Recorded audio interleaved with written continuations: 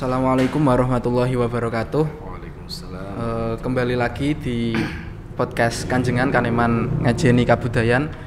Kali ini tim Kanjengan mendapat tamu yang sangat istimewa, yaitu Gus Syafiq. Assalamualaikum Gus. Waalaikumsalam. Sehat ya Gus? Alhamdulillah. Beliau Gus Abdullah Syafiq ini merupakan putra dari Syafiq. Nggih. Kalau Syafiq nanti saya denda 2 kambing. Oh, nggih. Karena ganti nama itu nanti. Siap. Nggih. Beliau Gus Abdullah Syafiq ini adalah putra dari Kiai Mu'ad Thohir yang juga masyayikh sebuah kajen. Kali ini kita akan banyak berbincang seputar keorganisasian. Nah, yang pertama ingin saya tanyakan Gus, Anda ini kan sebagai organisatoris muda NU, ngoten. Pandangan panjenengan mengenai organisasi secara umum niku pripun Gus? Kalau kita sebelum masuk ke pandangan umum ya, kita harus tahu dulu apa itu organisasi. Jadi kalau kita lihat bahwasanya organisasi itu sebuah wadah atau sebuah bangunan lah taruhlah, yang mana di dalamnya itu ada part-part atau ada komponen-komponen tertentu. Misalnya kalau dalam organisasi itu ada contoh ketua dan lain sebagainya itu. Nah, organisasi ini sebuah wadah yang mana dibuat oleh orang yang mempunyai cita-cita yang sama dan dengan cara kerja bekerja sama. Misalnya contoh, kita mau pergi ke Semarang misalnya, atau kita mau ke Pati. Nah, tingkat organisasinya kita contohkan dalam sebuah kendaraan, sebuah perjalanan. Kita butuhnya apa supaya kita bisa mencapai dalam kota Semarang? Berarti kita harus membutuhkan yang namanya kendaraan. Dalam kendaraan sendiri pun itu ada komponen-komponen. Berarti ada sopir, kemudian ada roda, ada bahan bakar, ada mesinnya, ada tempat duduknya. Nah, di situ tujuannya apa? Tujuannya ke Semarang. Maka ini kendaraan ini adalah menjadi sebuah, taruhlah kita katakan sebuah organisasi. Misalnya saya sendiri yang sekarang lagi bergelut di dalam organisasi Ansor di Kepemudaan NU itu, organisasi di situ itu butuhnya kemana? Salah satunya mungkin kita membentengi NKRI misalkan, nasionalisme yang kita angkat. Berarti ya tujuan kita apa? Tujuannya ke sana. Berarti kita harus membentengi ketika ada orang yang tidak cocok dengan Pancasila, tidak cocok dengan Undang-Undang Dasar atau dan lain sebagainya, ya kita kasih tahu, gini loh, sebenarnya Indonesia itu seperti ini. Kalau dihantam dengan agama Islam seperti ini, sebenarnya nggak bisa. Islam itu rahmatan lil alamin, berarti kita harus seperti ini. Jadi organisasi ini nih wadah bagaimana kita bisa mengisi sebuah wadah ini. Tujuan wadah ini apa? Tentang keislaman, tentang pendidikan, tentang kebudayaan. Mungkin kayak di sini ada podcast Kanjengan di sini, ini tulisan Kaneman Ngajeni Kebudayaan. Berarti ini kan Kanjengan ini adalah sebuah, bisa dikatakan sebuah organisasi yang dalam konteks kebudayaan, ngajeni kebudayaan. Oh, berarti budaya Jawa itu seperti ini, budaya Arab itu seperti ini, kemudian budaya dalam konteks kajen sendiri seperti ini, kan gitu. Jadi ada tujuannya, wadah yang memang ada tujuannya, dan di dalam wadah itu ada beberapa keanggotaan atau kemungkinan atau mungkin part-part itulah seperti itu. Yang semuanya saling melengkapi untuk saling tujuan melengkapi, yang sama. Saling melengkapi, tidak bisa tidak saling melengkapi. Itu Berbicara soal Ansor Gus, panjenengan sekarang kan menjadi Ketua Rijalul Ansor GP Ansor PC Pati dan juga Wakil Ketua Rijalul Ansor PW Ansor Jawa Tengah. Kenapa kok Anda masuk atau merasa perlu berkecimpung di Ansor Gus? Kalau merasa perlu berkecimpung di Ansor itu saya kira kurang enak bahasanya. Jadi gini, Di Ansor itu, makanya saya sering sekali ngomong dengan kader-kader di Ansor itu, saya berbicarain seperti ini. Kok sampai jenengan ini masuk di Ansor punya niat untuk membenahi Ansor, itu berarti jenengan ini lebih tinggi derajatnya daripada Mbah Wahab. Jadi kita di Ansor itu bukan ingin masuk, tapi ya ingin membenahi, bukan membenahi Ansor, tapi ingin membenahi diri lewat khidmah kepada Ansor. Jadi kenapa saya ikut Ansor? Dulu saya memang punya pikiran gini, ngapain saya ikut Ansor?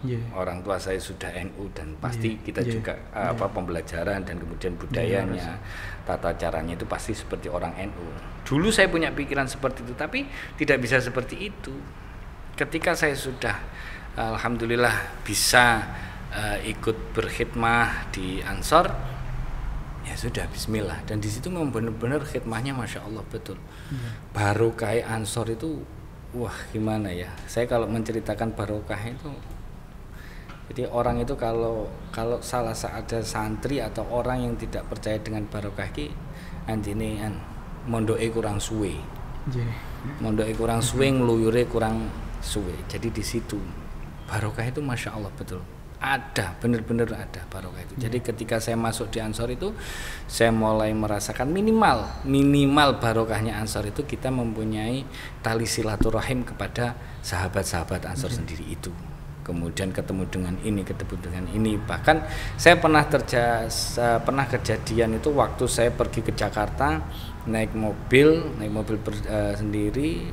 Saya sengaja, orang itu kan kalau pakai jaket Banser itu kan gagah rasanya. Corong gantengnya tambah 180%. Begitu saya pakai jaket, kemudian saya teman-teman, yuk kita ngopi dulu di rest area. Itu kira-kira di rest area Brebes kalau nggak salah, kalau nggak di Cipalinya. Begitu saya pakai jaket Ansor, kita duduk ngopi, tiba-tiba ada orang datang. Waalaikum, selamat malam komandan. Gitu. Kayak bahwa kita itu pede itu dikenal, jadi minimal, terus kemudian mereka akan tahu Ansor ya, salah satu dakwahnya kan di situ juga. Luar biasa.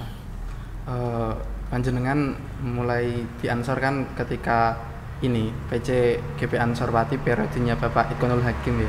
Sebelumnya juga sudah ikut di NU di LTN yang saat itu ketuanya Gus Faisal ya. Dan itu sebuah proses yang panjang. Dan bagaimana Anda menemukan arti barokah di organisasi Gus? Itu tadi salah satu menemukannya itu silaturahim. Jadi dulu waktu saya sebelum masuk di Ansor, sekarang kan ketua Ansor PC-nya kan Gus Itkon. Sebelum saya masuk Ansor itu saya di LTM NU cabang yang kebetulan ketua LTM-nya adalah Gus Faisal sendiri itu. Begitu saya ditarik di Ansor, waktu saya di LTM NU itu rasanya gini, yang saya rasakan ini awak dewi ini wong nom. Saya itu orang muda, dan saya sekarang lagi membumingkan tagar menolak tua. Karena kalau saya ditanya sama orang-orang, coro umur berapa? Oh, saya masih menginjak di 30. Berbeda dengan kayak Gus Waji. Kalau Gus Waji kan memang beliau itu sudah tua. Kalau saya kan enggak, corong ganteng-gantengan insya Allah gadang saya antara saya sama Gus Waji. Nah dari situ kemudian, saya ini jiwa muda, saya anak-anak muda. Ketika di Ansor itu, ketika di NU kayaknya saya masih belum pantas. Maka ketika diajak oleh Gus Itkon untuk masuk di Ansor, ya wis sudah bismillah. Dan itu juga tidak hanya sekedar tiba-tiba masuk, mboten. Itu ada prosesnya sekali, ada prosesnya. Kita harus tahu betul Ansor itu seperti apa. Kita harus tahu organisasi Ansor itu seperti apa. Maka dalam Ansor itu ada pengkaderan mulai dari, kalau di Ansor itu ada PKD, PKL dan PKN. Kalau di Banser itu ada namanya Diklatsar, Susbalan dan Susbanpim. Kemudian kalau di Rijalul Ansor yang kebetulan saya diberi tanggung jawab oleh Gus Itkon, dan Gus Itkon selaku ketua MDS Rijalul Ansor cabang Pati, sama Gus Hanif wakil ketua MDS PW Jateng, itu di situ ada namanya pengkaderan namanya dirosah ula, wusta, kemudian ulya. Dalam pengkaderan itu juga ada fase-fasenya tersendiri gitu.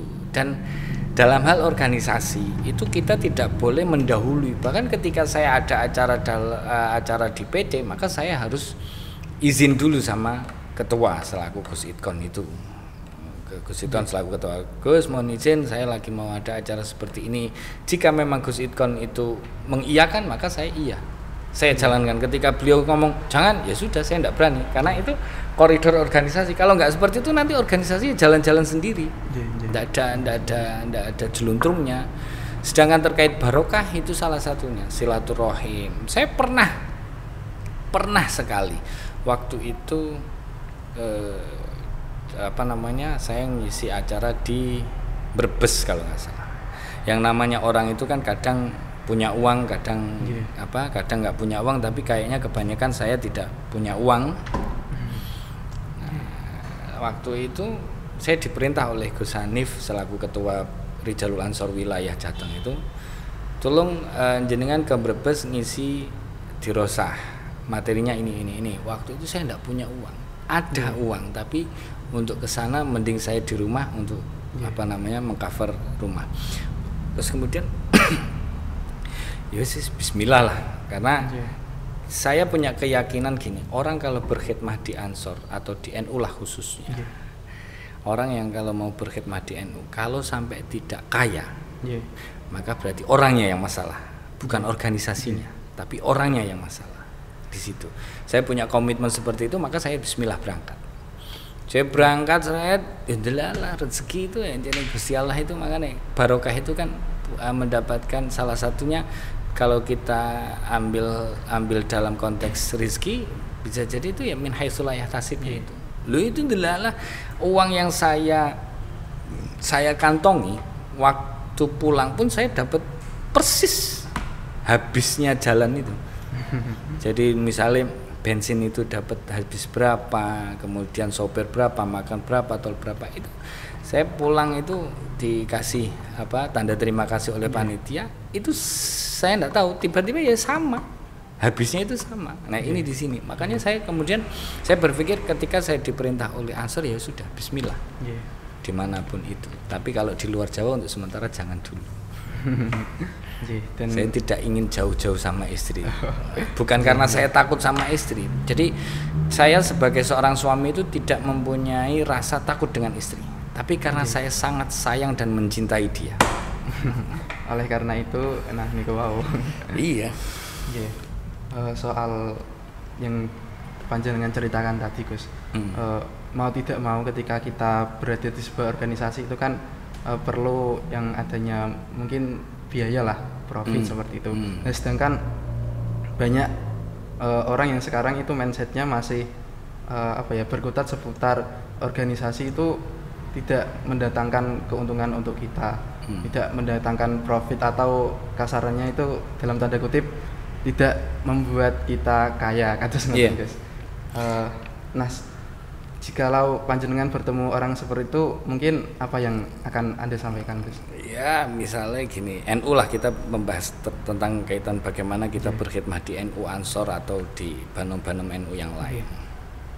Tadi saya sudah matur, ketika orang berkhidmah dalam NU kok sampai tidak kaya, maka itu orangnya, bukan organisasi tapi orangnya. Maka ketika mereka itu khidmah itu hanya karena punya mindset saya harus kaya gini-gini, tidak bisa. Jangan masuk ke NU, berarti dia nanggung. Maka saya itu sering juga ngomong sama kader-kader di Ansor itu, kalau jenengan pengen masuk di Ansor, di NU, itu jangan sekali-kali nanggung, harus bismillah berangkat gitu aja. Nanti akan tahu sendiri. Contoh di Ansor itu kan, saya berbicara di Ansor. Ansor itu kan kita sering ketemu dengan ini dengan orang yang sahabat-sahabat di Ansor itu, minimal kekayaan kita adalah kekayaan silaturahim. Misalnya contoh, kita punya teman, taruhlah di Ansor ini kan bukan hanya kancahnya bukan hanya kancah nasional tapi internasional. Yeah. Bahkan ketika kita di Saudi, kita di Korea, di Thailand, di Taiwan, atau di Malaysia dan lain sebagainya, negara-negara sahabat yang lain itu banyak sekali teman-teman Ansor, teman-teman NU juga banyak. Maka kita sudah tidak usah berpikir masalah nominal. Kita tidak usah berpikir secara nominal. Pokoknya kita jalan. Buktinya kalau kita lapar, kita bisa mampir ke teman-teman. Misalnya saya perjalanan ke Jakarta, saya belok ke Pekalongan, telepon teman di Pekalongan, aku harap ngopi, kan lumayan dapat gratisan ngopi daripada kita ngopi di rest area. Minimal itu. Nah, bahkan ketika meskipun hanya secangkir kopi, tapi dari situ obrolannya akan mendapat sebuah kemanfaatan. Entah itu silaturahim, kita tahu kabarnya, bagaimana kabarnya, sehat seperti ini dan lain sebagainya. Jadi kalau orang berpikir di khidmat di organisasi, terutama di NU khususnya, kok berpikirnya secara orientasinya ke materi, ya mohon maaf, jangan sekali-kali ikut. Cuma jenengan wis gak untuk barokah, wis ora untuk rezeki sisa. Itu di situ. Panjenengan ini kan latar belakang pendidikannya mulai dari kecil niku saking lingkungan pesantren juga. Pesantren. Riyen nate teng Matolek, kemudian juga pernah di Al Amin Madura ya. Lalu juga di Ploso gitu, Gus. Ploso Kediri, kemudian di Sarang. Dan sekarang kemudian lanjut studi S1 di Unwahes juga. Terus dengar-dengar ini juga mau S2 di Undip ya, Gus. Insya Allah sih. Semoga saja. Ini sih sudah berjalan, semoga saja sih segera selesai. Dan juga di luar itu, di luar Ansor ya panjenengan mempunyai kesibukan mengurus di pondok ngoten. Ya, apakah aktivitas berkegiatan di Ansor niku mboten mengganggu tanggung jawab pribadi panjenengan mungkin sebagai pembantu pengasuh atau wakil pengasuh ngoten, Gus? Kalau itu enggak, saya pikir enggak, karena makanya itu kita itu, nah ini salah satu organisasi atau jadi pemimpin atau menjadi leadership, itu di situ letaknya.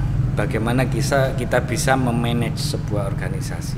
Contoh misalnya diri saya sendiri, kita tidak akan bisa bangun ketika kita tidak akan bisa bangun pagi ketika memang kita tidak di manage betul. Nah, saya di Ansor kemudian saya ikut khidmah di pesantren itu juga ada fasenya juga. Ini wayahe ngaji, ini wayahe misalkan ini wayahe sama konco-konco santri, ini wayahe sama Ansor, itu pasti ada jadwalnya semua. Jadi tidak langsung gebyah-uyah di Ansor, gebyah-uyah di sini, karena kita juga kepingin dapat berkahnya Ansor, NU, kita juga pengen dapat berkahnya di pesantren, khususnya di santri-santrinya Mbah Ahmad Mutamakin ini. Itu kebutuhan kita di situ. Cita-cita saya sendiri kan, kepingin saya itu kan pengen jadi wong bener gitu aja, dan mempunyai turun yang baik. Nggak butuh muluk-muluk. Kembali ke soal Ansor itu, Siap. di Jalul Ansor. Selama satu periode di Jalur Ansor GP Ansor Pati ini, napa nggih? Kenyamanan napa ingkang panjenengan dapatkan, Gus? Mungkin. Ya itu. Tetap saya berkutitnya tetap ke silaturahim itu.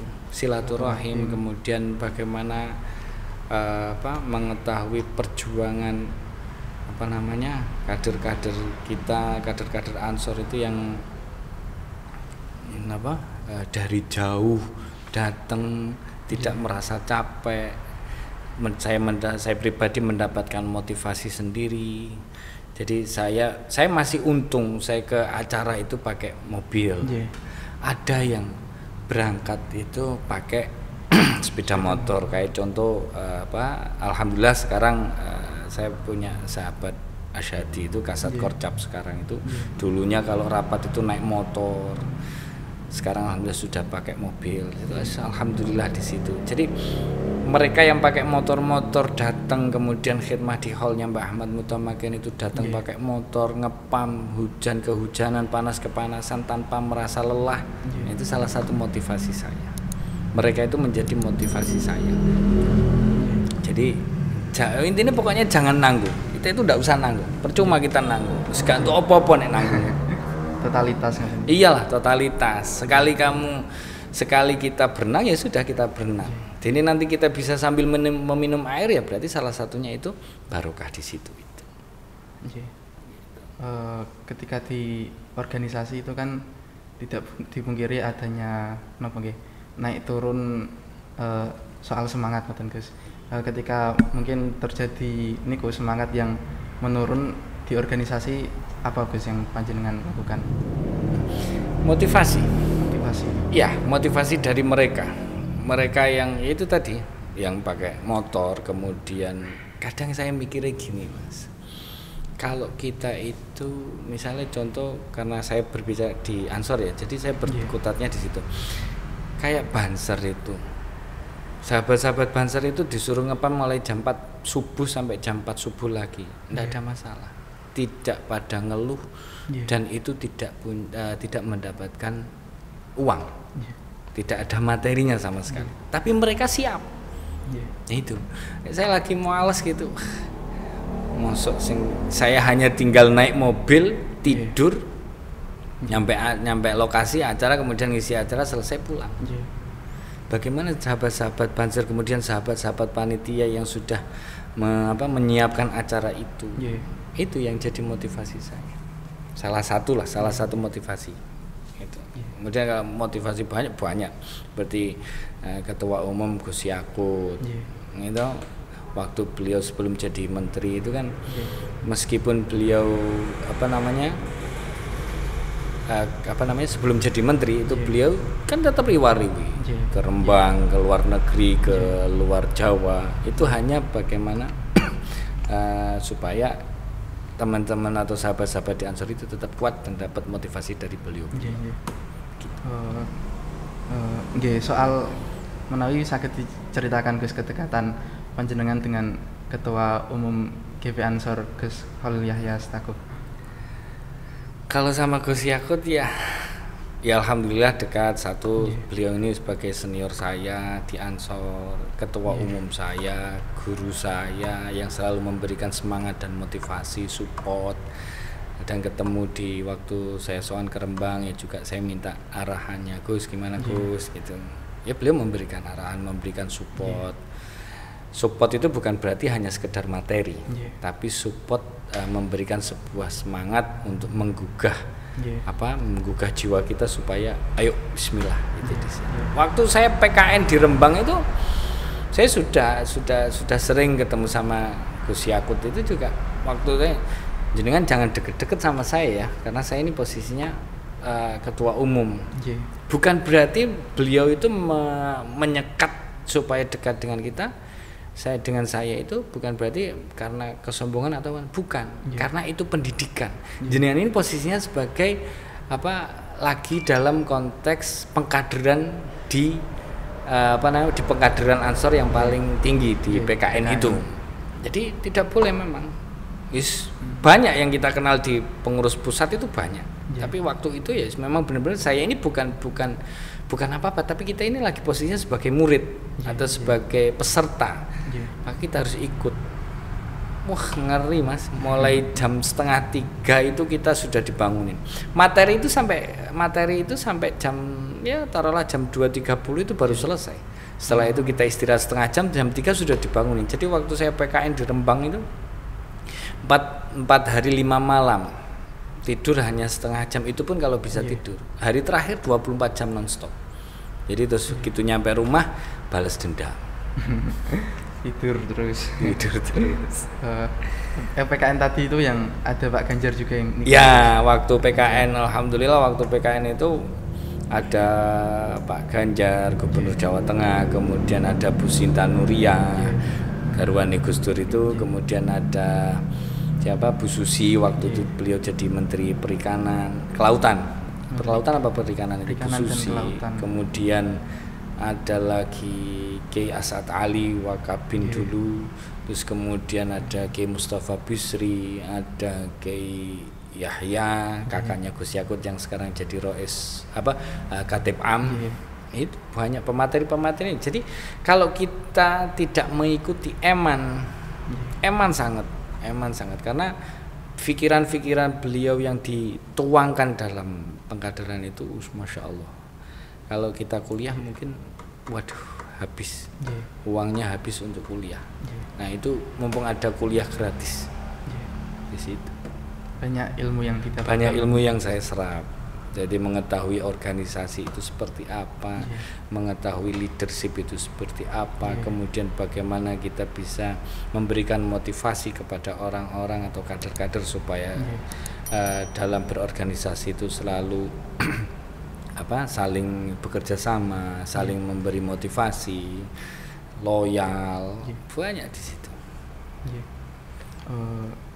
Soal Gus Yakut tadi, Gus, panjenengan kan mengenal beliau ketika mulai masuk di Ansor dan sebelum sudah dekat ya Gus? Sudah kenal. Kalau dekat kayak ya dekat lah, dibilang dekat-dekat, dibilang tidak ya, tapi beliau itu orangnya welcome, santai banget orang. Sampai sekarang pun beliau menjadi menteri masih saling komunikasi? Alhamdulillah masih komunikasi. Bahkan kemarin setelah beliau jadi menteri juga sempat berkunjung juga ya Gus? Ya di dalamnya apa kemarin. Nah itu unik itu. Kalau saya waktu Gus Yakut kunjungan ke Kajen, itu saya punya waktu itu saya ngobrol lagi sama ayah saya itu, beliau juga sempat ngendikan. Jadi lakonnya Gus Yakut ketika setelah menjabat menteri itu seperti lakonnya Gus Dur. Jadi Gus Dur itu ketika jadi presiden, kemudian kan kunjungan ke beberapa pesantren atau kiai-kiai sepuh untuk minta doa restu. Nah Gus Yakut ini sama masuk ke Kajen, kemudian minta doa restu, kemudian di Rembang terutama ke pamannya Gus Mus itu juga minta doa restu, kemudian ke Mbah Dim Yati Rois, Habib Lutfi, semuanya itu minta doa restu. Jadi saya hampir saya ngerasakan kok hampir sama dengan Gus Dur. Apa engko iso-iso jadi presiden? Siap. Tak terasa Gus sudah mendekati mungkin durasi yang ditentukan. Iya, ini sudah sampai tadi kita mulai jam 6 sore ya. Ini sudah hampir jam 12 malam ini. Ini waktunya sama istri nih. Belum nikah ya? Tereng. Waduh repot. Ini kita sudah punya menteri agama, ini sebenarnya harusnya gampang untuk mencari nikah. Surat nikahnya gampang, cuma judul nih sing mbok. Nah niku yang masalah Gus. Terakhir Gus, mungkin pesan-pesan untuk para kaula muda lah, terkhusus untuk mau berkecimpung di organisasi ngoten, terutama di NU ngoten. Pesan aja buat teman-teman konco-konco di pemuda-pemuda ini, jangan takut untuk berorganisasi.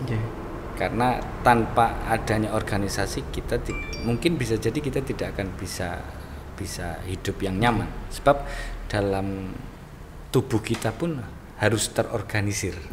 Kita itu punya tubuh, wadah, kita punya tangan dua, kita punya mata dua, ini terorganisir semua. Kita punya kaki, kita akan ke Pati jalan kaki. Kalau tidak tanpa melihat maka kita tidak bisa. Kita bisa melihat tapi kita tidak punya kaki maka tidak bisa. Maka pergerakan itu dari situ. Jadi kalau kita jangan takut untuk berorganisasi, karena dari kita berorganisasi insya Allah hidup kita akan semakin mapan karena kita bisa memanage hidup kita. Tuh. Kemudian kalau kita dalam berorganisasi, ikut organisasi khususnya di NU, ya jangan nanggung. Jangan nanggung. Karuan bismillah. Karena kita itu orang-orang yang ikut berkhidmat di organisasi NU itu, UMR kita bukan UMR di Pati atau di Semarang, tapi UMR kita itu UMR akhirat. Jadi urusannya nanti di belakang. Kayak misalnya kayak ini, organisasi Kanjengan ini, ya ayo kita memberi motivasi kepada pemuda-pemuda supaya ikut Jadi ini loh modelnya sekarang itu ada bahasa podcast, kemudian ada diskusi yang lain sebagainya. Itu kan banyak di Kajengan atau di Kajengan alhamdulillah sekarang sudah banyak mulai ada podcast, kemudian ada seminar dan lain sebagainya di situ. Kemudian ada ICK, kemudian ada ya itulah kita manfaatkan betul. Ada IPPNU, ada IPNU. Tapi rata-rata kalau anak muda itu lebih senangnya di IPNU daripada ke yang lain. Sebab kalau yang belum menikah mesti biasanya carinya yang IPPNU. Gitu. Kalau Ansor ini repotnya di sini. Kalau IPNU kan bisa nanti cinta lokasi dengan IPPNU. Kalau Ansor cinta lokasi sama ibu-ibu Fatayat atau muslimat ya digebuki karo bojone.